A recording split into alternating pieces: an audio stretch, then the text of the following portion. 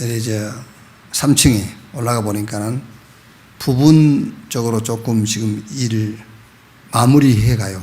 3층은. 3층에 올라가서 대화를 해보니까는 직제음이 들려. 지금 현재 울려서 들리잖아요, 이것도요. 근데 그 조금 부분 이렇게 고쳐놨는데 직제음이 들려가지고 너무 좋아. 그게 종교와 복음. 똑같아잖아요, 보기는요. 똑같은데 실제 자재를 이제 그 음향에 맞는 자재를 써서 바꿔놓으니까는 지금 계속 울리잖아요, 이게요. 이거는 메시지를 듣는 게 아니라 소리를 듣는 거지, 이거는요. 직접음을 들려야 된다니까요. 근데 3층 올라가 보니까는요, 조금 고쳤는데 직접음이 딱 들려요. 아, 돈이 좋긴 좋구나. 우리가 뭘 하든지 불평할 것도 없어요. 불평하지 말고 원래로 돌아가 보면 돼. 지금도 우리가요, 개척교회 시작한다 그런 마음으로 해버리면 돼요. 부부도 마찬가지요. 뭐 원망하지 말고 신혼으로 돌아가 버리면 돼. 그렇죠? 신혼 때는 그거 탓 안 했잖아. 몇 년 살다 보니까 왜 탓하고 그러는 것이지.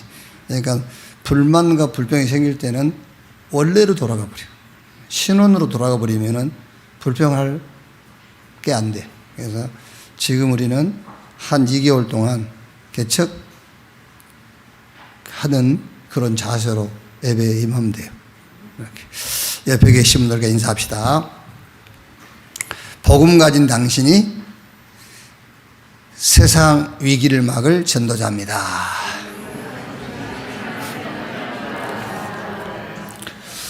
다니엘서 3장입니다. 다니엘서 3장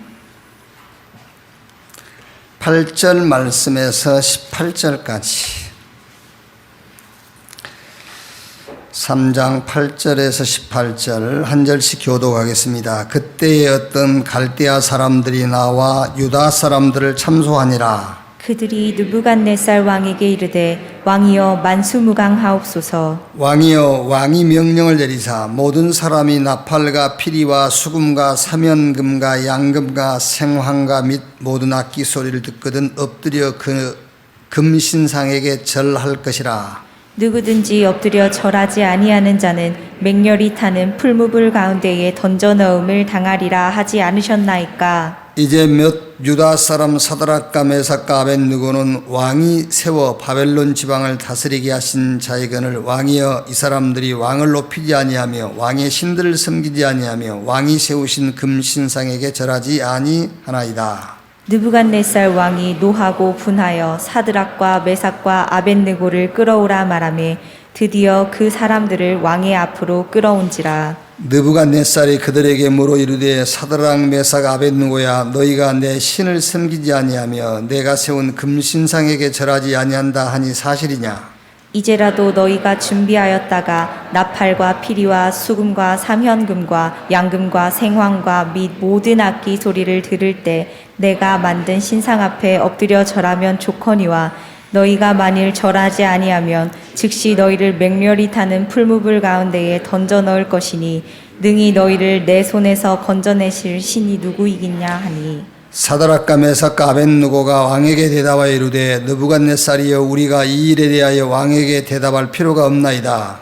왕이여 우리가 섬기는 하나님이 계시다면 우리를 맹렬히 타는 풀무불 가운데에서 능히 건져내시겠고 왕의 손에서도 건져내시리라. 같이 읽읍시다. 그렇게 하지 아니하실지라도 왕이여 우리가 왕의 신들을 섬기지 아니하고 왕이 세우신 금신상에게 절하지도 아니할 줄을 아옵소서. 아멘. 다니엘서는 바벨론 시대에 응답받은 렘넌트들에 대한 얘기입니다. 그래서 첫 주에는 다니엘이 바벨론에서 응답받은 내용을 가지고 우리가 말씀을 나눴고요. 이번 주에는 다니엘의 세 친구 사드락, 메삭, 아벳느고 이 렘넌트가 바벨론 시대의 현장에서 받은 응답 그 얘기입니다. 먼저 아주 중요한 메시지죠. 사드락, 메삭, 아벳느고가 바벨론에 들어가서 서밋이 된 게 아니고 서밋으로 바벨론에 들어갔어요. 이미 서밋으로 들어간 거죠. 1장 4절 6절에요. 곧 흠이 없고 용모가 아름다우며 모든 지혜를 통찰하며 지식에 통달하며 학문에 익숙하여 왕궁에 설만한 소년을 데려오게 하였고 그들에게 갈대아 사람의 학문과 언어를 가르치게 하였고 또 왕이 지정하여 그들에게 왕의 음식과 그가 마시는 포도주에서 날마다 쓸 것을 주어 3년을 기르게 하였으니 그 후에 그들은 왕 앞에 서게 될 것이더라. 그들 가운데는 유다 자손 곧 다니엘과 하나냐와 미사엘과 아사라가 있었더니, 꼭 지파를 구분하는 건 아닙니다만은 다니엘, 사드락, 메삭, 아벳느고는 유다 지파예요. 유다 지파는 메시아 오실 지파를 얘기한단 말이에요. 그러니까 여러 가지 면에서 이미 사드락과 메삭과 아벳느고는 서밋이 이미 돼가지고 바벨론이 뭐지요? 바벨론은 현장에 갔다 그 말이에요. 이미 서밋이 돼가지고 현장 바벨론에 가게 됐다. 그러니까 현장 가기 전에 우리 렘넌트들이 서밋이 돼 있어야 돼요. 그래야 현장 가서 부딪히는 상황이라는 것을 놓고 갈등하지 않아요. 그런데 서밋으로 준비 안 된 상태에서 현장 가가지고 상황을 부딪히게 되면은 많은 고민과 갈등을 하게 되죠. 그러면 많은 것들을 잃어버리게 돼요. 놓치게 되고. 자, 이렇게 서밋이 돼가지고 바벨론이라는 현장에 들어가니까는 바벨론이라는 상황을 만나게 되죠. 그러니까 우리가 막 가는 길이 형통하게 해달라고 하잖아요. 근데 그 형통이라는 말을 오해하면 안 돼요. 우리 어머니가 내가 군 입대했는데 우리 아들이 걸음걸음마다 하나님 나라 임하고 모두 범사가 형통하게 해달라고 매일 기도하는데 하루하루에 사건이 부딪히거든. 그런 형통은 없는 거예요. 누구나 상황이 있는 거예요. 상황. 그 상황에 대해서 우리가 어떤 자세를 갖느냐가 형통인 거예요. 그러니까 서밋으로 미리 딱 준비가 되어 있는 사드락, 메삭, 아벳느고 이 렘넌트가 바벨론이라는 현장에 갔는데 상황을 만나게 됐어요. 자, 무슨 상황을 만나게 됐죠? 1장 8절에 다니엘은 뜻을 정하여 왕의 음식과 그가 마시는 포도주로 자기를 더럽히지 아니하리라 하고 자기를 더럽히지 아니하도록 환관장에게 구하니. 이것도 상황이란 말이에요. 지금 다니엘은 왜 지금 그 이스라엘이 바벨론의 포로가 된 이유를 알고 있잖아요. 그래서 바벨론의 포로로 끌려간 거기에 대해서 다니엘은 시비를 가리지 않는 거예요. 이유를 알고 있기 때문에. 근데 그보다 더 중요한 이유가 하나님이 자기를 바벨론에 파송했다는 거예요. 포로로 끌려온 것이 아니라 파송한 겁니다. 그걸 알고 있어요. 그걸 알고 있는 다니엘을 특별히 뽑아가지고 왕이 이제 쓰기 위해서 훈련을 시키는 그 팀에 들어간 거예요. 그런데 거기서 왕이 베푼 음식이라든지 이런 조건들이 다니엘이 받아들일 수 없는 그런 음식과 그런 조건들을 제시한 겁니다. 그러니까 그런 상황을 만나니까는 바로 뭐가 나오죠? 서밋 자세가 나와요. 이렇게 망설일 것 없이 서밋 자세가 탁 나오는 거예요. 이렇게. 자, 그러면서 이제 느부갓네살이 꿈을 꿨어요. 꿈을 꿨는데 그 꿈을 해석해 줄 사람이 없단 말이에요. 그러니까 느부갓네살 왕이 얼마나 성질이 급했든지 왕궁 안에 지혜자는 다 죽여라. 그러면서 사드락, 메삭, 아벳느고까지 포함시켜서 다 죽이라는 거예요. 이런 상황이 왔잖아요. 이런 상황이 오니까는 2장 14절 16절을 보면은 그때 왕의 근위대장 아리옥이 바벨론 지혜자들을 죽이러 나가매 다니엘이 명철하고 슬기로운 말로 왕의 근위대장 아리옥에게 물어 이르되 왕의 명령이 어찌 그리 급하냐 하니 아리옥이 그 일을 다니엘에게 알림해 다니엘이 들어가서 왕께 구하기를 시간을 주시면 왕에게 해석을 알려드리리이다 하니라. 이런 위기 상황에 서밋 자세가 나오는 겁니다. 왕에게 가서 조금만 기다려달라 부탁하라고 그 다음 말씀 보면은 사드락 메삭 아벳느고와 함께 하나님께 지혜를 달라고 기도를 하게 되죠. 이렇게 서밋이 되니까 상황을 만나면 서밋 자세가 나오는 거예요. 또 느부갓네살 왕이 다니엘 3장을 보면은 두랄 평지에다가 금신상을 세웠잖아요. 그래가지고 바벨론에 속한 모든 사람들은 나팔 소리를 듣거든 그 금신상에 절해라. 상황이 부딪혔어요. 이때 오늘 사드락 메삭 아벳느고 세 청년은 절을 하지 않은 겁니다. 그게 서밋 자세예요. 또 다니엘을 모해해가지고 사자굴에 들어가게 됐잖아요. 상황을 만나서 이때 서밋 자세가 나와요.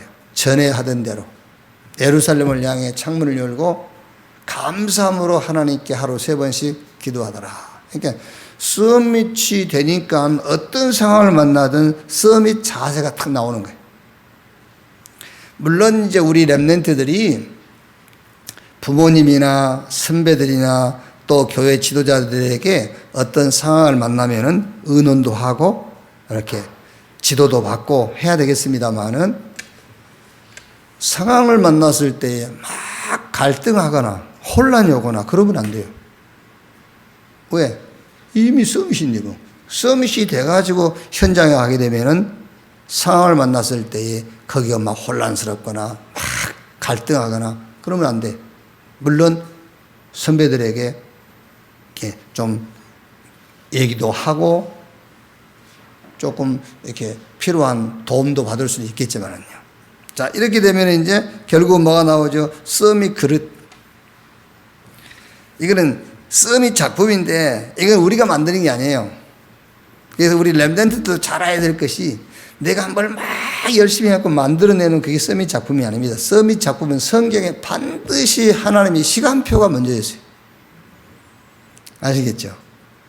서밋으로 딱 준비되어 있고 현장에 가서 어떤 상황을 만났을 때 그 상황에 대한 응답, 서밋 자세를 갖추고 있으면은 하나님의 시간표가 왔을 때 그게 서밋 작품이 되는 것이지 내가 막 뭘 만들었다고 그게 서밋 작품이 되는 게 아니에요. 그러니까 뭐라죠? 옛말에 난세에 영웅난다 하잖아요. 그렇죠? 평안할 때는 아무리 뛰어난 싸움꾼이라도 드러나지 않아요. 전쟁이 일어났을 때에 그때 드러나는 거잖아요. 그러니까 하나님의 시간표가 왔을 때에 그게 서밋 작품이 되는 겁니다. 이게. 자, 보세요. 3장에 보면 이제 느부갓네살 왕 꿈 해석 못 해주지 않습니까? 그때 다니엘이 가서 그 꿈 해석을 해준 겁니다. 그게 서밋 작품이라니까요.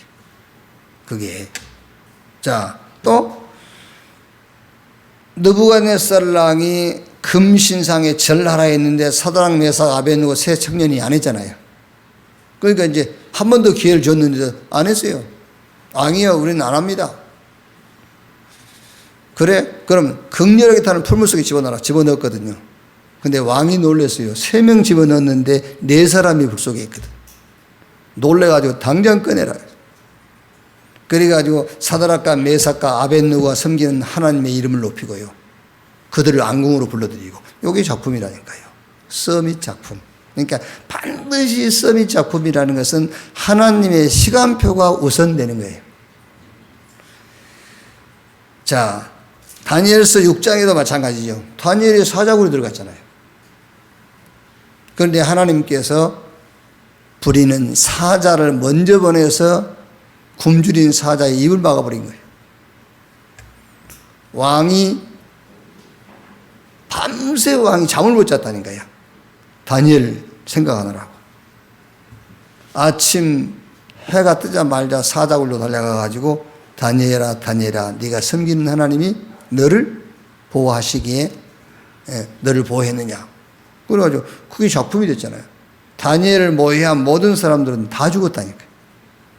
그래서 우리 렘넌트들은 먼저 세상 나가기 전에 썸이 치러야 돼요. 그래서 현장에 가서 상황을 만났을 때는 썸이 자세가 나오게 되는 것이고, 썸이 자세를 취하고 있으면은 어느 날 하나님의 시간표가 왔을 때에 별거 아닌 것 같은데 그게 썸이 작품으로 남게 되는 것이란 말이에요. 그래서 꼭 얘기해 주세요. 렘넌트는 썸이 타임을 가져라. 그래서 여러분, 전에도 얘기했습니다만, 우리가 일상적으로 쓰는 용어들 있잖아요. 근데 저는 일상적으로 쓰는 용어인데 내가 그 용어를 평생 쓰고 있으면서도 뜻을 모르고 의미를 모르고 쓰는 용어들이 가끔 있더라고요. 그래서 요즘은 이제 무슨 그 단어를 사용하거나 할 때는 꼭 랩에 들어가서 한번 뜻을 찾아보고 써요. 근데 지금까지 우리가 자연스럽게 써먹었던 것들인데 의미를 잘 모르겠더라니까요. 잘못하면은 우리가 렘넌트 사역하면서 렘넌트에게 주입식으로요, 썸이 타임 가자 이렇게 되거든요. 그리고 현장 가면 썸이 자세를 취하고 그럼 썸이 그릇이 돼. 이러면은요, 애들은 뭔 말인지 모릅니다. 그래서 애들도 이제 그렇게 이제 주여 내가 썸이 타임을 갖게 해주시고 썸이 자세를 갖게 하시고 썸이 그릇이 되게 해주시옵소서 이러고 끝나버린 거예요. 썸이 타임은 하나님이 주시는 힘을 얻는 시간이잖아요. 그 시간을 가지란 말이죠. 그런데 하나님이 주시는 힘 얻는 시간을 갖는데 어떻게 갖는 것이 하나님이 주시는 힘 얻는 시간인가? 여러 가지로 우리가 찾아볼 수 있겠습니다만은 그리스도 예수 안에서 나의 정체성을 찾는 시간, 내가 누구인가를 찾는 시간, 그리스도 안에서. 그러면 힘나잖아요. 그리스도 안에서 그것도 하나님의 말씀 속에서 확인하는 겁니다. 이렇게요? 내가 이런 사람이구나. 내가 이런 것을 가지고 있구나. 이제 그거를 확인하면 그게 서밋 타임, 영적 서밋 타임, 영적으로 힘없는 시간을 갖는 거예요. 자, 그러니까 예를 들면은 오늘 2부의 본문입니다만은 마태복음 24장 3절에서 12절까지 마지막 시대에 일어날 일들, 징조에 대해서 쭉 얘기했잖아요. 여러분, 실제로 이런 상황들이 내 주변에서 벌어진다면 어떻게 되겠습니까? 힘이 필요해요. 그렇죠. 힘이 필요하죠. 그런데 13절에 이렇게 되어 있잖아요. 그러나 끝까지 견디는 자는 구원을 얻으리라. 끝까지 견디는 자는 구원을 얻으리라. 여기서 구원이란 말은 천국 가는 구원을 얘기하는 게 아니에요. 생명 얻는 구원을 얘기한 것이 아니고 승리한다 그 말이잖아요. 끝까지 견디는 자. 어떻게 견딥니까? 그게 남은 자란 말이에요. 하나님이 나를 남은 자로, 이런 시대에 하나님이 나를 구루터기로, 하나님이 나를 렘넌트로 부르셨구나. 그게 나의 정체성입니다. 이 시간을 가지란 말이에요. 그러니까 힘이 생길 수밖에 없죠. 힘이 올 수밖에 없죠. 하나님이 나를 이 시대의 렘넌트로, 남은 자로 하나님 나를 불렀구나. 이렇게요. 자, 그러니까 나의 뿌리가 그리스도다 그 말이야. 나의 뿌리가. 그래야 견디지.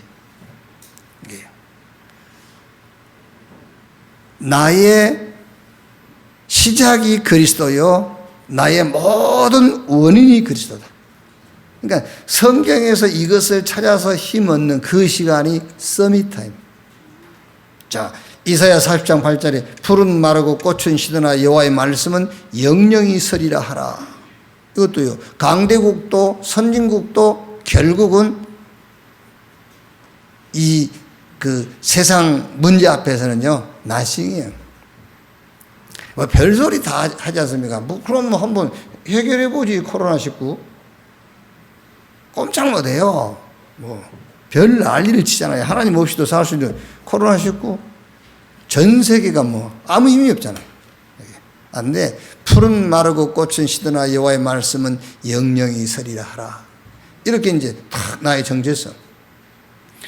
이사야 6장 13절에 다 마르고 다 배임당해도 뭐가 남는다? 구루터기는 남는다. 하나님이 나를 구루터기로 불렀구나. 이사야 60장 22절에 그 작은 자가 천을, 그 약한 자가 강국을 이룰 것이다. 요거 시간을 가지라는 거예요. 서밋 타임을 가져라. 자, 그러면 당연하게 무슨 자세가 나오죠? 서밋 자세가 탁 나와요. 그게 마태복음 24장 14절에 이 천국 복음이 모든 민족에게 증언되기 위하여 온 세상에 전파되니 그제야 끝이 오리라. 서밋 자세. 복음으로 답을 주는 자가 딱 되는 겁니다. 그게 자세예요. 서밋 자세. 복음이 내 답이 되어 있으니까 복음으로 답 줄 수 있잖아요. 그게 서밋 자세라니까요. 그래서 베드로가 은과 금은 내게 없거니와 내게 있는 건 네게 주노니 나사렛 예수 그리스도 이름으로 일어나 걸으라 그랬어요. 내 인생의 결론 그리스도. 그 그리스도 이름으로 그 말이잖아요. 서밋 자세. 이게 딱 나온 겁니다. 그러면 뭐가 되죠? 이제 서밋 그릇이 돼버려요. 이렇게 됐어요. 모든 민족에게 증언되기 위하여 온 세상에 전파되리니 땅끝 만민. 주님의 비전이 나의 절대 목표가 되어버린 겁니다. 그게 그릇이에요. 서밋 그릇. 내 목표가 목표가 아니고 주님의 비전이 나의 절대 목표가 된 겁니다. 그게 CVDIP. 하나님의 절대 주권 속에서 하나님이 나를 구원하셨어요. 약속대로. 그러니까 주님의 절대 계획이 나의 비전, 절대 언약이 나의 꿈, 절대 여정이 나의 방법, 절대 목표가 결국은 나의 작품이 되는 겁니다. 이렇게 CVDIP. 그래서 좀 설명해 드립니다. 서밋 정상 아닙니까? 정상인데 그 정상이 뭐냐면 그 정상이 남은 자, 렘넌트, 구루터기 이게 정상이에요. 그게 정상이란 말이에요. 뿌리, 시작, 원인이 그리스도인 자가 정상이에요. 그게 서밋이란 말이에요. 그러니까 하나님 나를 서밋으로 불렀다는데 자꾸 이제 렘넌트가 잘못 오해하면은요, 괜히 좋으라고, 듣기 좋으라고 하는 소리겠지, 이렇게 된단 말이에요. 하나님 너를 서밋으로 불렀어 그러니까는요, 듣기 좋은 소리를 하겠지. 내가 학교에서도 맨 꼴찌하고 집에서도 맨날 꾸중 듣고 그러는데 무슨 서밋 그런단 말이에요. 그러니까 서밋이 뭔가를 알려줘야 돼. 서밋은 그리스도가 뿌리가 되고 그리스도가 모든 시작이요 그리스도가 원인이 된 자를 서밋이란단 말이야. 서밋은 정상 아닙니까? 이게 탑이란 말도 있겠습니다만 가장 하나님이 보실 때 정상으로 불렀다 그 말이에요. 서밋, 정상. 그러니까 내가 서밋이니까 뭐가 돼? 서밋 타임을 당연하게 가져야지. 서밋이니까 서밋의 시간을 해야 돼. 정상의 시간, 4시간 가지란 말이에요. 정상인 4시간. 렘넌트의 시간을 가져라 그 말이에요. 하나님이 주신 내 것을 찾아서 뭐하고? 소유하고. 그 소유한다는 말은 믿고 그 말이에요. 아, 이게 내 것이구나 이렇게 믿으라는 말이에요. 잘 안 믿어지잖아요. 그러니까 로마서 6장 11절 말씀 보면 이런 말씀이 있어요. 여길지어다 그랬어요. 여길지어다. 그 말을 우리 순수한 말로 하면 우길지어다 그 말이에요. 막 우겨야 돼. 내 것이라고. 이게 막 억지를 쓴단 말이 아니라 성경에 약속되어 있잖아요. 약속이 되어 있는데 나하고 지금 내가 서 있는 환경과 내 입장하고는 잘 안 맞아. 그래서 여길지어다. 의롭게 됐는데 그것도 잘 안 믿잖아요. 그러니까 여길지어다.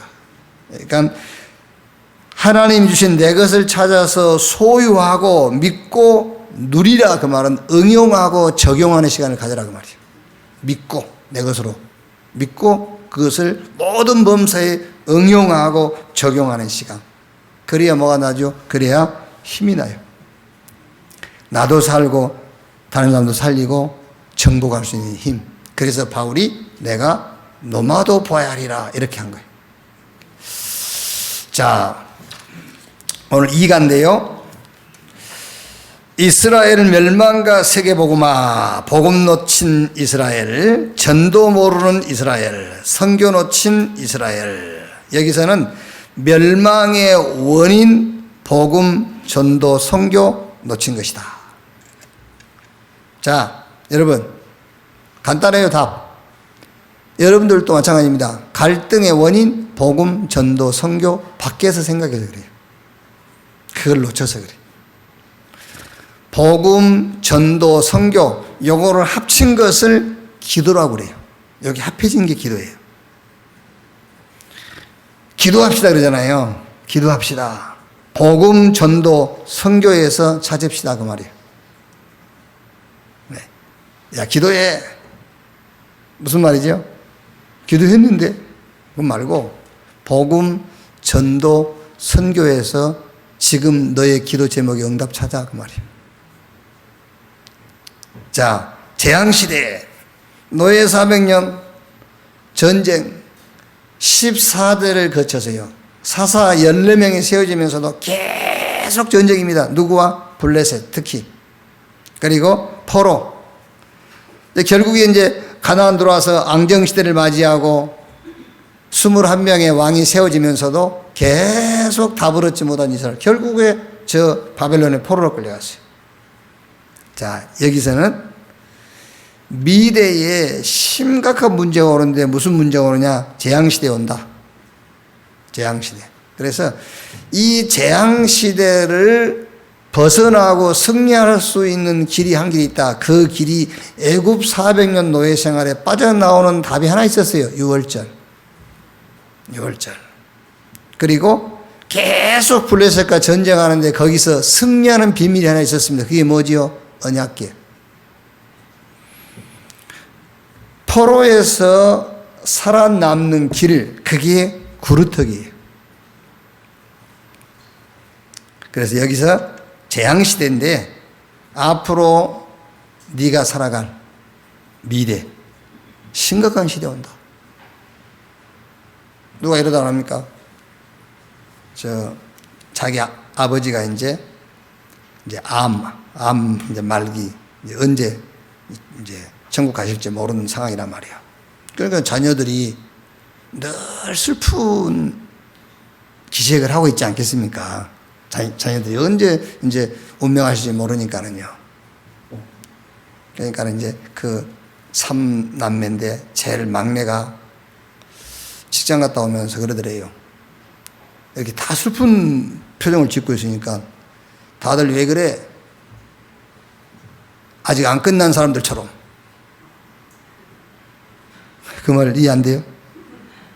우리는 되게 왜 그래 다들 다 끝난 것처럼 이러잖아요. 근데 왜들 그래 아직 안 끝난 사람들처럼. 그렇죠. 아직 안 끝났습니까 복음으로? 그렇지 않습니까? 막 죽을 상을 하고 있으니까 왜들 그래요 아직 안 끝난 사람들처럼. 이미 끝났는데 왜 안 끝난 사람처럼 그러고 있냐 그 말이에요. 끝났다고. 그러면서 그러더래요. 아버지는 지금 이 좋은 세상 살다 가시는 건데 우리는 앞으로 지금 재앙시대 이런 게 올 건데. 진짜잖아요. 그거요. 아버지는 재앙 없는 천국 가서 사실 건데 왜 아직 안 끝난 사람들처럼 그러냐고. 그게요. 이제 말 바꾸세요. 왜 다 끝난 사람처럼 그러냐 그러지 말고. 야, 왜 안 끝난 사람처럼 그러냐 너? 그래 보세요. 그게요. 그 말을 대학 교수가 알아듣겠습니까? 못 알아듣지. 그게요. 미래에 심각한 문제 온다. 재앙시대 오는데 살아남는 답 하나밖에 없어요. 유월절, 언약궤, 구루터기, 남은 자. 자, 오늘 말씀이죠. 세계복음화의 기회. 바벨론에 이제 포로로 갔는데 그게 세계복음화의 기회다. 느부갓네살이 우상 세워가지고 전락하지 않습니까? 기회예요. 그게 여호와의 이름을 높이게 되잖아요. 결국은. 이게 여러분 이 사건이 세계 뉴스화 됐을 거 아니에요. 어쨌든 그때도 무슨 방법이든지 뭐든 어디에서 어떤 큰 사건을 하면 이 사건들이 그때 당시에도 세계화될 수 있는 이런 방법이 있었을 거예요. 아니, 느부갓네살왕이 금시장 세워놓고 절하라 했는데 바벨론에서 포로로 끌려간 사다랑 메사 아베노 세 청년이 절을 안 했는데 느부갓네살이 풀무 속에 집어넣는데 풀무 속에 타지도 않고 냄새도 안 나고, 이게 전 세계 뉴스 되지 않겠어요? 이게 세계복음화의 기회다. 왕의 명령을 거부하고 불 가운데 들어갔는데 결국 거기서 여호와의 이름을 높이고, 이렇게 온 바벨론이 하나님을 찬양하라 했잖아요. 느부갓네살이요. 이렇게. 자, 그러면 포럼인데 이번 주에는 어떤 포럼을 하면 되겠느냐? 시대의 상황입니다. 그러니까 이제 서밋으로 바벨론에 들어갔단 말이에요. 렘넌트가 서밋 준비가 돼가지고 현장 갔어요. 근데 상황을 만나게 되죠. 자, 시대의 상황에 대한 렘넌트의 자세, 이거를 조금 이번 주에는 포럼을 해주세요. 그러니까 우리는 이상한 사상과 이념을 렘넌트에게 넣으면 안 돼요. 이런 막 그걸 넣으면 안 돼요. 절대 안 돼요. 근데 잘못하면 우리 자신도 모르게요, 내게 조금 이익이 될까 싶어가지고 틀린 것을 집어넣게 돼요. 맞는 것이라도 그건 틀린 거예요. 우리는 우리 렘넌트에게 다른 거 집어넣으면 안 된다. 복음 집어넣어야 돼요. 우리 어떤 틀린 사상과 이념을 집어넣으면 안 되니까 맞는 것이라도 틀린 거 넣으면 안 돼요. 시대를 정확하게 볼 수 있는 메시지만 전달해 주면 되는 겁니다. 그래서 지금 첫째로 코로나19 이 시대잖아요, 지금요.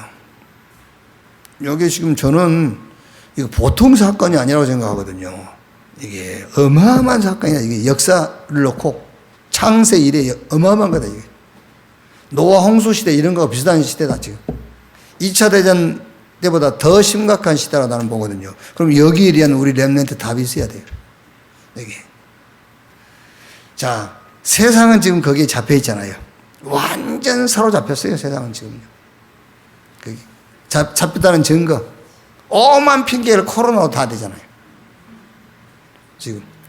예를 들어서, 목사가 이렇게 말하면 안 되죠. 참 어려운데 막 이렇게 해야 되겠죠. 그런데 사실은 정부 책임입니까? 아니잖아요. 내가 뭐 안 되는 게 지금 정부 책임인 줄 알아요. 그게. 뭐가 안 되는 것이 코로나 때문인 줄 알아요. 아니요. 우리 렘넌트 그렇게 보면 안 돼요. 아, 이게 언젠가는 필요 없는 업종이구나. 정리하는 겁니다, 여러분. 지금 세계 경제를 움직이는 사람들이 이 코로나 때문에 지금 이 세계 경제가 몇십 년 앞서간다 안 합니까, 지금요. 경제를 보는 사람들은요.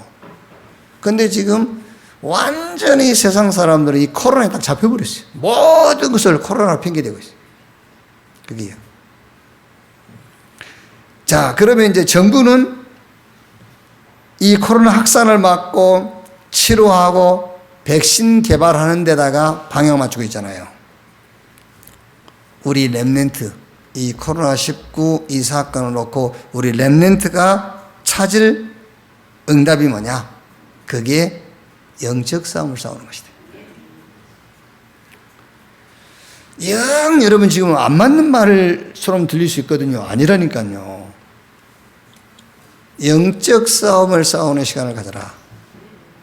그리고 이때입니다. 이때 내 것 찾고, 얼마나 좋습니까? 이때 내 걸 찾는 거예요. 내 것을 찾아서 소유하고 이것을 누리는 겁니다. 말하자면요, 영적 서밋 타임을 갖는 거예요. 이때. 그리고 진짜 하나님의 방법을 내 삶의 방법으로 바꾸는 겁니다. 이때에 이렇게 이미지를 따라가는 거예요. 하나님의 말씀을 따라가는 내 삶의 방법을 하나님의 말씀 따라가는 방법으로 바꾸는 거예요. 이게. 어마어마한 응답이 그게요. 우리가 세상 사람처럼 코로나에 끌려가고 코로나에 잡혀있을 겁니까? 그 잡혀있단 말이 무슨 말입니까? 모든 것을 코로나 핑계를 댄다는 걸 보고 잡혀있다는 거예요. 그렇죠? 뭐에 잡혔다잖아요. 내가 모든 것을 너 때문에 거기 잡힌 거예요, 그게. 아니지. 그것 때문에 응답을 찾아야지. 그거 해결하려고 하지 말고 거기서 응답 찾아야 돼요. 자, 그리고 두 번째는 꼭 이거 포럼해야 됩니다. 렘넌트더라고요. 무슨 말이냐면은 바벨론이라는 현장에 갔는데 굉장한 위기를 당한 거예요. 이 사드락 메삭 아벳느고가요. 굉장한 위기를 당했는데 여기서 서밋 자세 나오고 서밋 그릇, 하나님의 시간표 딱 맞으니까 서밋 작품이 나온 겁니다. 그래서 세계복음화의 기회가 된 거예요. 얼마나 좋은 기회입니까, 여러분, 지금요, 우리가요. 이게. 자, 그 다음에 이제 한시적이었지만 현장 예배 금지 행정명령, 이거를 우리 렘넌트가 어떻게 이해할 것이냐요. 지금 원래는요, 지금 우리 중고등부 들어와야 되거든요. 애들이 다른 데 있으면 다행인데, 다른 부속실에 있으면 다행입니다만은, 원래 지금 우리 중고등부 나와야 되잖아요. 그렇죠? 지금 예배 시간이니까. 근데 지금 몇 명 없단 말이에요. 다른 데 있으면 다행이지만은요. 그게 무슨 말이죠? 이미 벌써 비대면 예배가 전문화돼 버렸어요, 걔들. 얼마나 좋습니까? 그럼 애들 그러잖아요. 아니, 시청에서 하지 말라는데 왜 하냐고. 그럼 지는 하나님 말은 들었어요? 시청 말은 왜 이렇게 잘 들어? 강공소 말은 그렇게 잘 들으면서, 그게요. 그러니까 얘기하자면 지금 한시적이지만 현장 예배 금지 행정명령에 대한 너의 자세, 이걸 얘기해 줘야 돼요. 자, 그래서 예배에 대한 명령자는 우리 주님 한 분밖에 없어요. 예배에 대해서 예배해라 하지 말아라, 그걸 누가 명령을 합니까? 우리 하나님만 할 수 있는 거죠. 어떤 정부도 어떤 단체도 어떤 독재자도 예배에 대해서 지시할 수가 없어요. 근본적으로 얘기를 하는 거예요. 근본적으로. 국가에 대해서 막 바랑심을 집어넣고 그런 잘못된 사상을 집어넣자는 말이 아니고 근본적인 얘기는 해줘야 된다니까, 우리 애들한테요. 이게.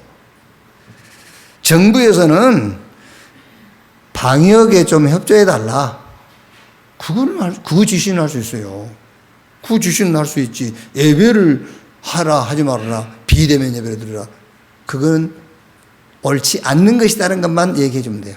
거기서 네가 막 국기 들고 강하면 가고 그거는 잘못된 거는 얘기해 주고 그런 건 아니고 근본적으로 예배가 뭐냐를 알려줘야 되니까요. 자, 그러면서 한 예를 들어서 한시적이었지만은 이 느부갓네살 왕이 한시적이었죠. 한시적이었지만은 현장 예배 금지령을 내렸잖아요. 다니엘서에.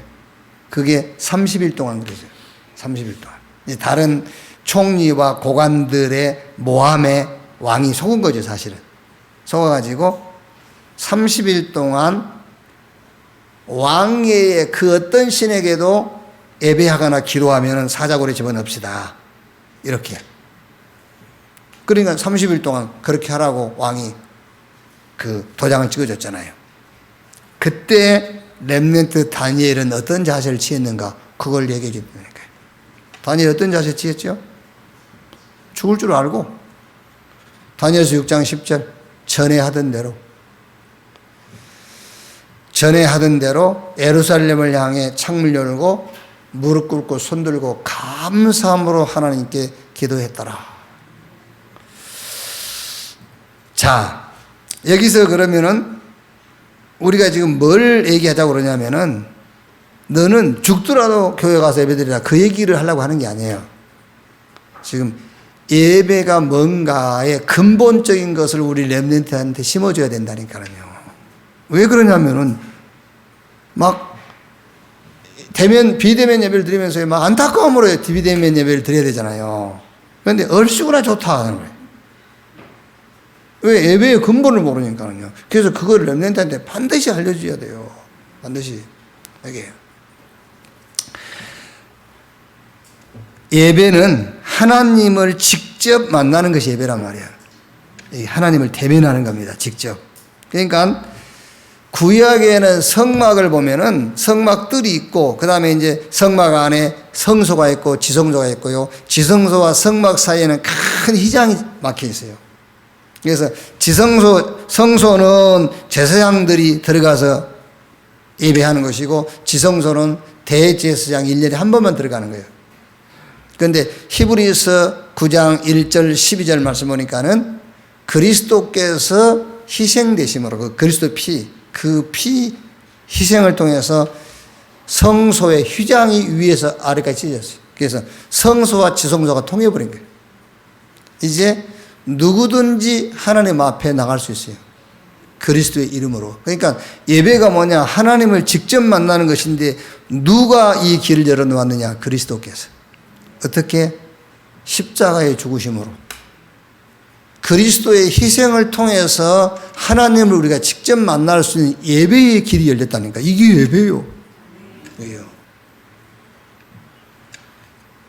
물론 요한복음 4장 24절에 하나님은 영이시니 예배하는 자가 영과 진리로 예배할지니라. 하나님은 영이세요. 어디든지 예배할 수 있어요. 물론 어디서나 예배할 수 있습니다만은, 그러나 경우에 따라서는 신앙의 어떤 그 자존심 싸움이에요. 신앙의 자존심 싸움. 주기철 목사님 같은 분이 신사참배 거부하고 감옥에 투옥돼가지고 막 일본 그 순사가에 어떻게 하든 저걸 그 신사참배하게 하려고 막 엄한 방법을 다 쓰잖아요. 굶기고 막 해가지고. 그래 며칠 굶겨가지고 이제 손을 뒤로 묶고 밥상을 차려놨다니까요. 밥상을 차려놓으니까 막 배가 고프니까는요, 이렇게 이제 입으로 이거 먹으려다 보니까 앞에 일장기가 있거든. 밥상을 발로 차버렸다. 그거 아무것도 아니지 않습니까? 그 일장이 뭡니까? 그냥 그림인데 먹으면 되는데. 경우에 따라서는 신앙의 자존심을 거는 경우가 있는 겁니다. 그게 아무것도 아니거든요, 사실은요. 아무것도 아닌데 자존심이요, 그게. 그러니까 하나님은 영이시기 때문에 어디든지 계셔서 어디서나 예배할 수 있다. 그러나 시대적으로 어떤 상황과 경우에 따라서는 우리 신앙의 자존심을 걸고 싸워야 될 이유가 있는 것이다. 이렇게 예배에 대해서 좀 얘기를 해주면 되겠고요. 그 다음에 이제 이런 지금 정치적인 상황. 근데 애들도 곧 지금 뭐 투표권이 17세? 18세? 18세부터 투표권이잖아요. 그러니까 이제 우리 렘넌트들도 막 자기들도 여론몰이 합니다, 이제. 그렇죠. 그러니까 정치적인 상황에 대해서도 메시지를 줄 수 있어야 돼요. 그래서 우리는 좌우 아니다. 동서도 아니고 여야도 아니고 친일 반일 반미 친미도 아니다. 우리는 분명한 여기에 대해서도 미션 메시지 렘넌트들이 갖고 있어야 돼요. 어떤 메시지를 갖고 있어야 되냐면은 좌우 동서 여야 친일 반일 반미 친미 싹 뭐라고? nothing. 이거 다 갖고 있어야 돼요. 여도 야도 nothing이요. 반미도 친미도 nothing. 그래서 하나님께서 우리에게 언약을 주신 것이다. 그래서 그 언약만이 everything. 그거를 메시지로 다 갖고 있어야 돼. 그래서 우리 렘넌트가 답내야 됩니다. 여도 틀리고 야도 틀렸어. 그거요. 민주도 틀린 것이고 공산도 틀린 거예요. 남도 틀리고 북도 틀린 거예요. 그거요. 다 나싱이다. 하나님이 그래서 그리스도를 보내셨고 하나님이 우리에게 복음을 주신 것이다. 그 복음, 그 언약만이 에브리싱이다. 여기 그 메시지 줘야 돼요. 그리고 노바디 현장을 에브리바디로 바꿔라. 그게요. 그러니까 지금 여야 다 노바디 현장이에요. 그게 무슨 친미 반미 다 노바디 현장이에요. 그러니까 노바디 현장을 에브리바디로 바꿔라. 어떻게 바꿀 것이냐? 그게 레버리지. 네 학업을 노바디를 에브리바디로 바꾸는 도구로 삼아라. 레버리지가 있어야 되잖아요. 도구가. 그래서 너는 네 학업을 그 도구로 삼아라. 그게. 자, 그리고 네 현장을 플랫폼하라. 플랫폼. 현장을 플랫폼하라. 여러분 다 현장에 있을 거 아닙니까? 예를 들면 우리 랩런트가 학교 가서 뭐 이상한 거 하나 갖고 왔다 해보세요. 애들이 우웅 몰립니다. 그게요. 우리 학교 다닐 때는 선생님이 옛날 도시학교에서는 만화책 읽지 말하잖아요.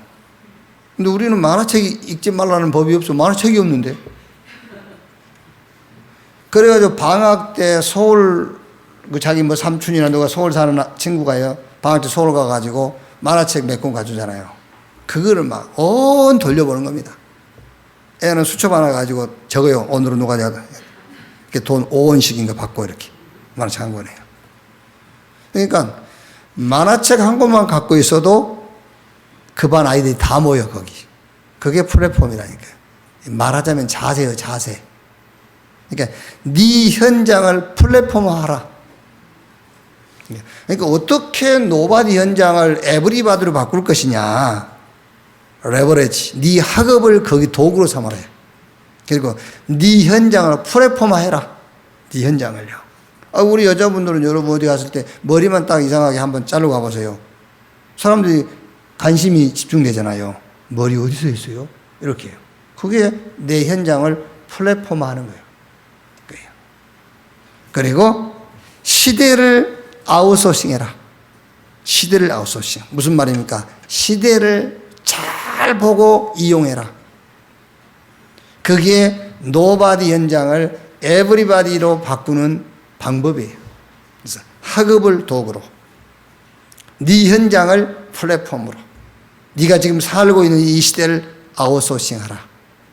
이렇게 조금 이번 주에는 좀 포럼을 해주면 좋겠습니다. 코로나19 여기에 대한 답답 내도록. 그리고 한시적이지만은 예배에 대한 행정 명령 이 부분에 대해서 예배의 본질, 예배의 근본을 우리 렘넌트 딱 알고 있어야 돼요. 그리고 지금 굉장히 지금 혼란스럽습니다. 우리나라가요. 지금 국회의원들 보세요. 그게 어른입니까? 애들입니까? 애들도 그렇게 안 할 거예요. 그렇죠? 애들도 어딘가에 싸웠으면 이제 되지. 그게 아니요. 그래서 정치적인 상황을 놓고도 우리 렘넌트가 메시지를 다 갖고 있어야 됩니다. 딱 담나면 됩니다. 여야 전부 싹 저거 나싱이야. 그래서 하나님 우리에게 복음 주신 거야. 복음만이 에브리시. 저 전부 노바디 현장이야. 그래서 우리를 하나님 부르신 것은 에브리바디 현장으로 바꿔라. 그럼 그냥 바꿉니까? 방법이 있어야지. 거기에 네 학업이 레버리지다. 방법이다. 이게 알아들으면요 학업 자세가 달라지겠죠. 네 현장이 플랫폼이야. 네 현장을 플랫폼하라. 그리고 이 시대를 아웃소싱해라 말이야. 잘 이용해라. 이렇게 기도하겠습니다. 하나님 감사합니다. 렘넌트 현장을 놓고 말씀 주신 것 감사합니다. 서밋처로 준비된 사드락 메삭 아벳느고가 바벨론 현장에 들어가서 상황을 만났을 때에 서밋 자세를 갖고 하나님의 시간표가 되매 서밋 작품을 남겼습니다. 우리 렘넌트들이 서밋으로 준비되되 서밋 타임을 갖게 해 주시옵소서. 이제 학업, 사회, 가정 여러 현장 갔을 때에 어떤 상황이라도 서밋 자세를 취하게 하시고 정확한 하나님의 시간표 속에서 서밋 작품을 만들어 전도의 응답을 체험케 주시옵소서. 그리스도이신 예수님의 이름으로 기도하옵나이다. 아멘.